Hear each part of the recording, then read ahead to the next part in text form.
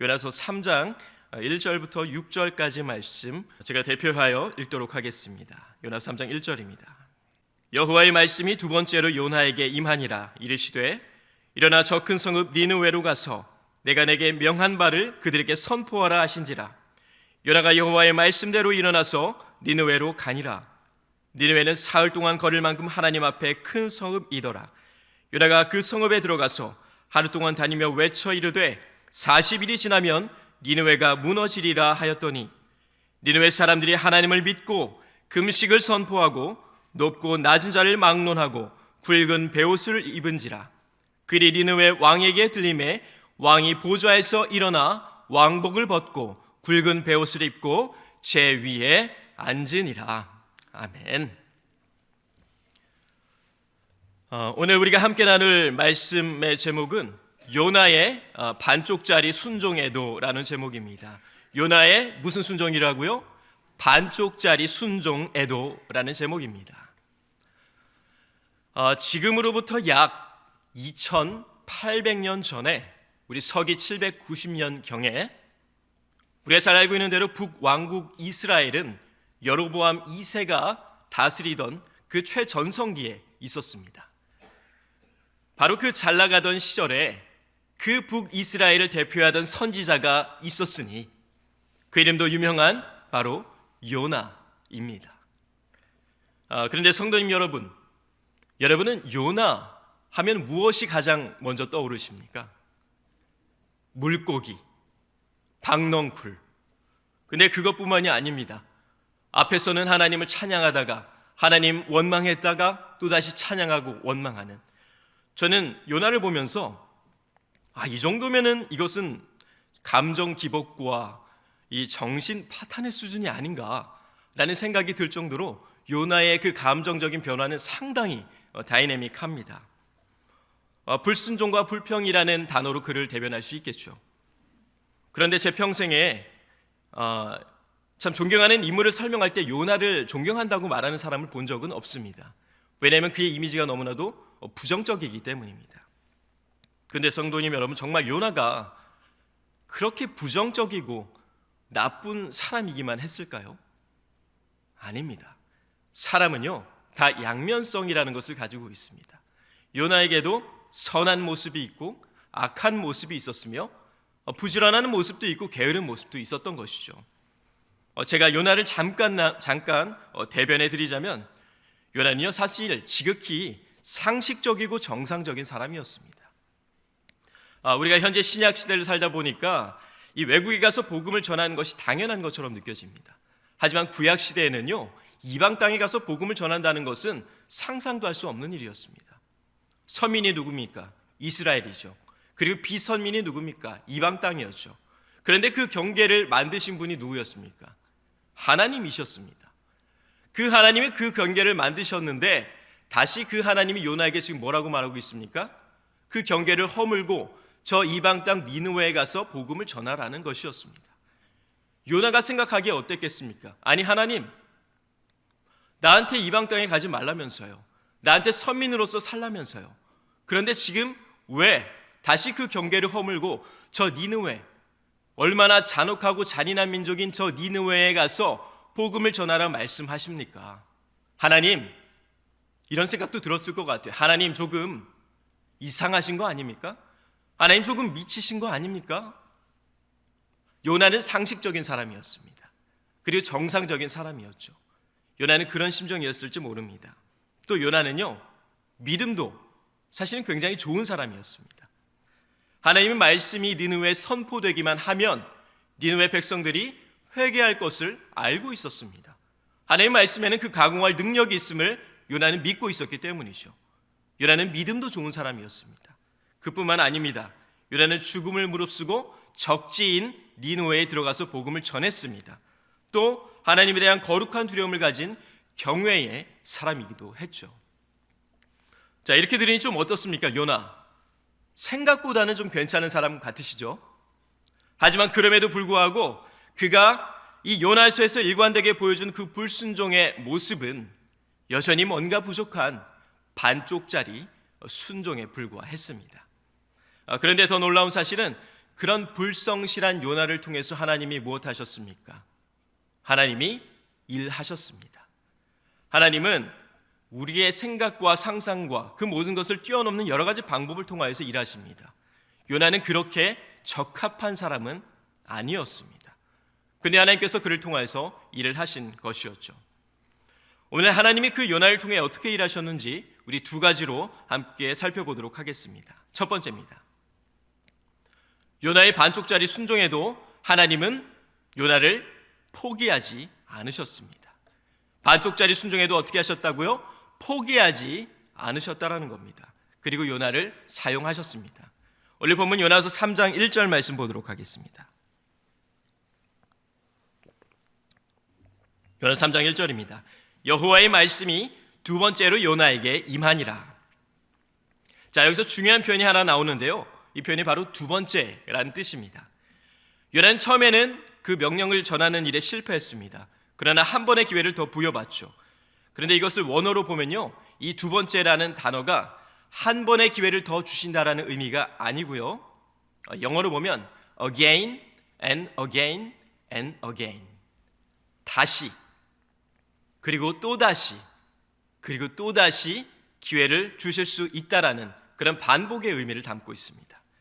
쉽게 말해서 하나님께서는 요나에게 너 딱 두 번만 기회 줄게, 너 딱 회개의 기회 두 번만 줄게, 그러니 두 번째 너 제대로 안 하면 너 끝나, 이렇게 말씀하시는 게 아닙니다. 하나님께서 두 번의 기회를 주셨지만 너가 다시 불순종과 죄의 자리에 머물렀다 할지라도 내게 세 번과 네 번의 기회를 또 주실 수 있는 분이 바로 우리 하나님임을 나타내고 있었습니다. 하나님의 그 무한한 사랑 앞에 요나는 그러나 반대로 행동하죠. 하나님은 창조와 새 창조와 재창조로 나아가시는, 과거의 것을 잊어버리고 미래로 나아가시는 그러한 새로운 하나님이심에도 불구하고, 그 기회를 주신 분임에도 불구하고 요나는 언제나 하나님과는 반대로 행동했습니다. 요나의 반응입니다. 요나서 3장 3절 말씀입니다. 요나가 여호와의 말씀대로 일어나서 니느웨로 가니라. 니느웨는 사흘 동안 걸을 만큼 하나님 앞에 큰 성읍이더라. 니느웨가 어떤 성읍이라고 말합니까? 큰 성읍이라고 말하고 있습니다. 여러분, 큰 성읍이니까 자세히 구석구석 복음을 전하려면 얼마나 돌아다녀야 되겠습니까? 여기에선 3일이라고 되어 있는데 아마 저 제대로 꼼꼼하게 보려면 5일이고 일주일이고 열흘이고 돌아다니면서 복음을 전해야 정상적인 그런 회개한 자의 모습이었을 겁니다. 그런데 우리 요나가 어떻게 합니까? 3장 4절 상반절입니다. 요나가 그 성읍에 들어가서 하루 동안 다니며 외쳐 이르되. 요나가 얼마를 다닙니까? 하루를 다닙니다. 분명 니느웨는 3일은 걸쳐 다녀야 복음을 전할 수 있는 큰 성읍이라 했는데 요나가 외친 것은 고작 하루였습니다. 아마도 성경의 내용을 통해 짐작해 보건대 이 하루라는 것도요, 아마도 그냥 한 반나절 정도였지 않을까 예상해 봅니다. 아마도 아침에 늦게 일어나 아침을 늦게 먹고 그저 이 니느웨 시내를 한 바퀴 동네를 돌다가 어둑해지는 늦은 오후에 집으로 돌아오지 않았을까라고 성경의 문맥을 통해 상상해 봅니다. 그런데 더 가관은요, 요나가 니느웨에 전한 메시지의 그 내용에 있습니다. 요나서 3장 4절입니다. 요나가 그 성읍에 들어가서 하루 동안 다니며 외쳐 이르되 40일이 지나면 니느웨가 무너지리라 하였더니. 요나가 니느웨에 전한 메시지는 이겁니다. 딱 네 단어. 40일이 지나면 너희 니느웨가 무너진다. 아니, 회개하고 하나님께서 다시 기회를 부여받은 자가 가서 전한 메시지가 겨우 네 단어에 불과했습니다. 이것은 상식적으로 이해가 되지 않는 일이었습니다. 요나는 물고기 뱃속에서 죽음을 경험하고 하나님의 구원하심을 경험함으로 육지로 토해졌죠. 그러한 깊은 회개와 구원을 경험한 요나가 전한 메시지가 겨우 네 단어였다라는 것입니다. 근데 이와는 상대적으로 나훔 선지자를 보면, 나훔은 여호와는 질투하시며 보복하시며 진노하시는 분이시나 노하기를 더디하시는 분이라 소개했습니다. 나훔과는 너무나도 대조적이죠. 하나님의 성품과 그 능력에 대해서 자세하게 설명했던 나훔과는 요나는 완전히 반대로 지금 선포하고 있었던 것입니다. 그런데 여기에 더 안타까운 사실이 있습니다. 그것은 바로 요나의 모습 속에 누군가의 모습을 우리는 발견하게 됩니다. 예수 그리스도의 보혈의 능력으로 구원의 경험을 했지만 여전히 불순종과 반쪽짜리 순종에 머물러 있는 우리들의 모습. 사실은 요나는 우리들입니다. 우리는 요나를 부정적으로 평가하지만 사실 요나는 우리의 모습과 크게 다르지 않습니다. 우리가 알면서도 얼마나 많이 불순종합니까? 모르고 안 하는 것보다 더 나쁜 것이 사실 알고도 안 하는 것입니다. 또 순종할 때도 얼마나 우리가 마지못해서 합니까? 요나와 우리는 크게 다르지 않습니다. 그러나 요나와 같은 우리를 끝까지 견디시고 우리를 붙드시는 우리 주님께 더욱 감사하시며 돌이켜 더욱 순종할 수 있는 우리가 되길 소망해 봅니다. 두 번째입니다. 요나의 반쪽짜리 순종에도 회개의 역사는 일어났습니다. 요나의 반쪽짜리 순종에도 회개의 역사는 일어났습니다. 여러분 혹시 니느웨가 어떤 나라인 줄 아십니까? 아수르는요 역사 이래 가장 잔인하고 잔혹한 민족이었습니다. 철로 만든 강력한 이 전차 부대를 만들어서 주변에 약한 나라들에 쳐들어가서 저들의 가진 모든 것을 빼앗았죠. 여자, 노인, 아이 가리지 않고 다 잡아서 저들의 살가죽을 벗기고 또 사지를 묶어서 동시에 당기는 그 능지처참을 즐겼던 사람들이 이 아수르 민족이었습니다. 말 그대로 상종 못할 사람들이었죠. 역사의 기록에 이들은 사람이 아닌 짐승의 후예였다라는 말까지 있습니다. 그래서 하나님께서도 요나서 1장 2절에 그 악독이 내 앞에 상달되었음이니라 말씀하셨죠. 아수르가 얼마나 지독하게 굴었으면 고통당하는 사람들의 그 부르짖는 소리가 하늘에 다 닿았겠습니까? 아니 그랬던 니느웨가, 그렇게 악독하던 니느웨가 단 하루 만에 전면적이고 즉각적인 회개를 했다는 사실은 상당히 놀라운 일이었습니다. 오늘 요나서 3장 5절로 6절 말씀 함께 보도록 하겠습니다. 요나서 3장 5절로 6절입니다. 니느웨 사람들이 하나님을 믿고 금식을 선포하고 높고 낮은 자를 막론하고 굵은 베옷을 입은지라. 그 일이 니느웨 왕에게 들림에 왕이 보좌에서 일어나 왕복을 벗고 굵은 베옷을 입고 제 위에 앉으니라. 말씀대로 니느웨는 왕과 모든 백성의 베옷을 입고 금식을 선포합니다. 그리고 심지어 짐승까지도 하나님 앞에 부르짖게 되었습니다. 그런데 이런 상황, 요나가 과연 원하던 상황이었을까요? 니느웨가 회개한다는 것은요, 사실 이스라엘에게는 수치와 같은 일이었습니다. 왜냐하면 저 잔인하고 잔혹한 니느웨도 하루 만에 회개를 하는데 정작 선민인 너희 이스라엘 백성은 지금 무엇하고 있느냐? 하나님께서 사실 요나서를 통해서 주시고자 하는 그 핵심 메시지는 이스라엘의 회복에 있었습니다. 물론 이방 땅 니느웨도 사랑하셨지만 서민인 너희들이 회복되어야, 그래야 너희가 그 역할을 제대로 수행할 수 있다라는 것을 말씀하시기 위해서 이 요나를 통해서 하나님께서 이야기를 하셨던 것이죠. 그러나 요나는 이 모든 사실을 알고 있었지만 애써 이를 외면하고 있었습니다. 그래서 대충 전한 요나의 그 무성의한 외침에 니느웨가 이렇게까지 회개할 것은 생각도 못했던 것입니다. 그러니 나중에 하나님 앞에 그렇게 성내고 하나님 앞에 싫어했겠죠. 제가 22살까지 이 대전이라는 곳에 살았는데요. 대전 IC에 보면 대전 중부장로교회라는 아주 큰 교회가 하나 있습니다. 근데 그 교회에 이 송경호라는 장로님이 계시는데 이분이 36년 동안 전도한 사람이 무려 약 2,000명에 달합니다. 대전에서 큰 인쇄소를 운영하시는데 저와도 개인적인 신분이 좀 있으신데 이분이 하신 말씀 중에 제가 기억나는 말씀이 있어서 제가 각색해서 우리 잠시 나누도록 하겠습니다. 사람들은 자신이 내킬 만한 때만 전도를 합니다. 하지만 저는 내키지 않아도 전도를 했습니다. 그것을 순종이라 여겼기 때문입니다. 또 사람들은 기회가 생기면 전도를 하겠다고 합니다.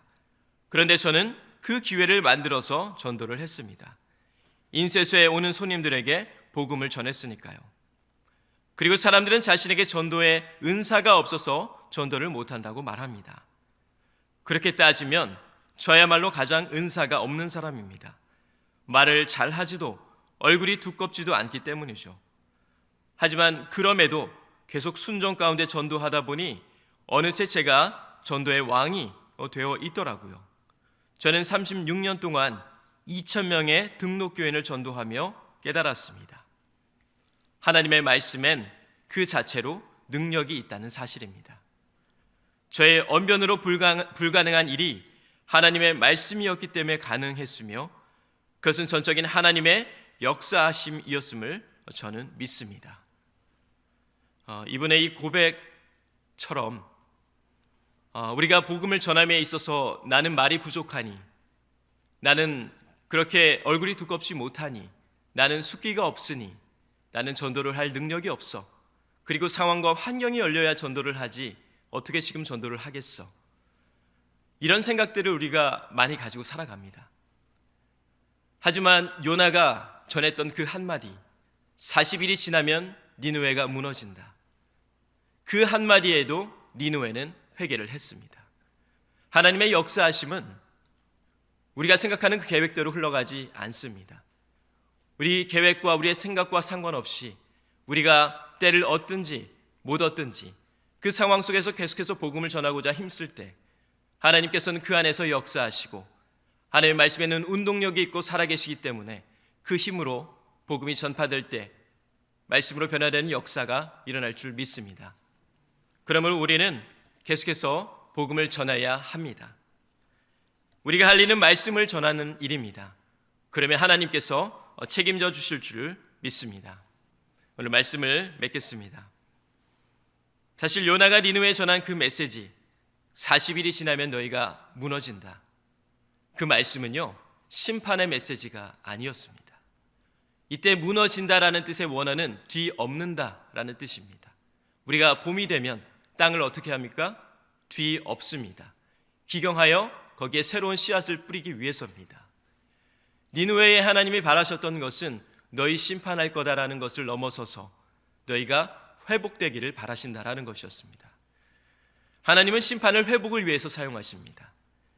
하나님은 언제나 우리가 하나님 앞에서 새롭게 회복되어 살아가길 원하신다는 아버지 하나님의 우리를 향한 그 사랑을 기억하면서 우리가 과거에 매이지 않고 또한 현재와 또한 미래를 살아갈 수 있는 우리 성도님들 되시기를 바라겠습니다.